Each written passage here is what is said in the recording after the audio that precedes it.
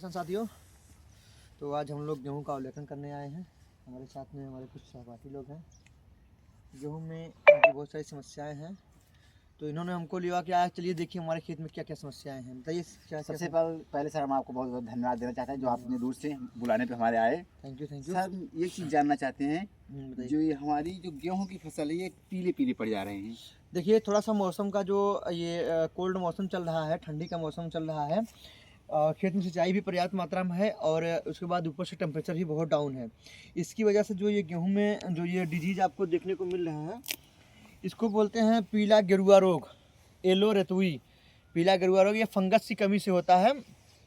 ये ज़मीन में नमी की ज़्यादा कारण हो सकता है, टेम्परेचर में गिरावट के कारण होता है। इसके लिए कोई समाधान, इसलिए आप अगर इसको तुरंत हरा भरा अगर चाहते हैं फसल को करने के लिए, तो फेरस सल्फेट 2 ग्राम प्रति लीटर पानी में और माइक्रोन्यूट्रिएंट 2 ग्राम दोनों को मिक्स करके प्रति लीटर आप पानी में आप मिला के स्प्रे कर दीजिए 3 दिन में इसका बहुत ही बेनिफिट, बहुत ही शानदार रिजल्ट आएगा। पत्तियाँ हरी भरी हो जाएंगी, आपकी फसल लहलाने लगेगी। और सर ये सर जो हमारी फसल थोड़ा दूर दूर हो गई, इसको जो थोड़ा ये जो काफ़ी बुढ़र हो गई है, फसल दूर दूर हो गई है, इसके लिए आप जब आप टॉप ड्रेसिंग अभी सिंचाई की है, टॉप ड्रेसिंग जब करिएगा आप, तो 2 किलो प्रति बिस्वा के हिसाब से 1 किलो प्रति बिस्वा के हिसाब से आप यूरिया और उसमें ह्यूमिक एसिड और माइक्रोन्यूट्रिएंट, ये तीनों का मिक्स करके 1 एकड़ में माइक्रोन्यूट्रिएंट 6 केजी और 30 केजी यूरिया और 1 केजी ह्यूमिक एसिड, इन सबको मिक्स करके आप अगर टॉप ड्रेसिंग करेंगे तो नंबर ऑफ ब्रांचिंग, जो शाखाओं की संख्या है उसकी आप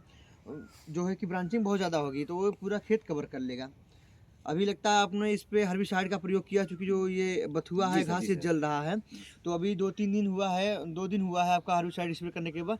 अब 2-3 दिन बाद ही आप इस पर टॉप ड्रेसिंग फर्टिलाइजर का करिएगा, तब रिजल्ट इसका बहुत ही अच्छा आएगा। जैसे सर ये चीज़ जो इस पे हम टॉप ड्रेसिंग किए हैं उस पे फसल का प्रभाव पड़ता है? नहीं, देखिए फसल का प्रभाव 2 कंडीशन में पड़ता है। एक होता है किसान जब स्प्रे करता है, अगर 1 एकड़ का डोज लेके आया है, 1 एकड़ खेत है, 1 एकड़ डोज लेके आए और 1 एकड़ में 6 लीटर, अच्छा 150-200 लीटर पानी में अगर घोल करके दवा मारता है, तो कोई साइड इफेक्ट नहीं होगा।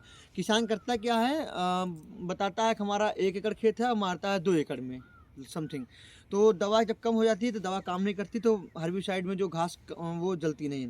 और दूसरी बात, अगर सही डोज सही दवा लेके जाता है, फिर भी किसान सोचता है जैसे यहाँ पे ज़्यादा घास हुआ है, तो लोग कहता है कि हाँ थोड़ा सा रुक के मारिए दवा आराम से, तो कि जल जाए, या फिर जब दवा बच जाती है तो दोबारा ला के रिपीट कर देता है। उस कंडीशन में ही फसल में थोड़ा सा दवा का साइड इफेक्ट देखने को मिलता है। अगर एक ही बार आप नॉर्मल वे में चल रहे हैं इसी तरह से स्प्रे करते हुए, कोई दिक्कत नहीं है, तो वो जल जाएगा, पूरी घास जल जाएगी और गेहूँ पर कोई भी साइड इफेक्ट नहीं आएगा।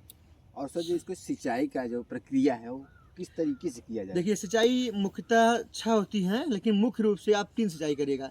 पहली सिंचाई गेहूं की बुआई के 20 से 25 दिन बाद, जो वही जो पहली CRI स्टेज होती है, मतलब क्राउन रूट इरिगेशन, जो बहुत ही इंपॉर्टेंट होती है, क्योंकि वही जड़ बनता है, गेहूं के पौधे के जड़ वही बनता है। उस कंडीशन में आप पहली सिंचाई करिएगा 20 से 22 दिन बाद।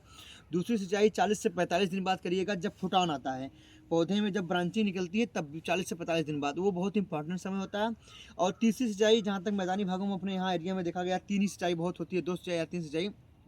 तीसरी सिंचाई जब आप लोग करिएगा, जब बालियाँ निकलने की अवस्था में हो, गाभा अवस्था में, जब ये लगे कि अब 2-4 दिन बालियाँ हमारी बाहर आने लगेंगी, उस कंडीशन में आप सिंचाई कर दीजिएगा। उसके बाद सिंचाई आप करिए, क्योंकि बालियाँ निकलने के बाद सिंचाई करेंगे तो जो दाने आएंगे वो हल्के आएंगे, तो बालियाँ निकलने से पहले ही सिंचाई कर दीजिएगा। 3 सिंचाई बहुत ही मुख्य और इंपॉर्टेंट होती है, ये हमेशा आप लोग ध्यान में रखिएगा।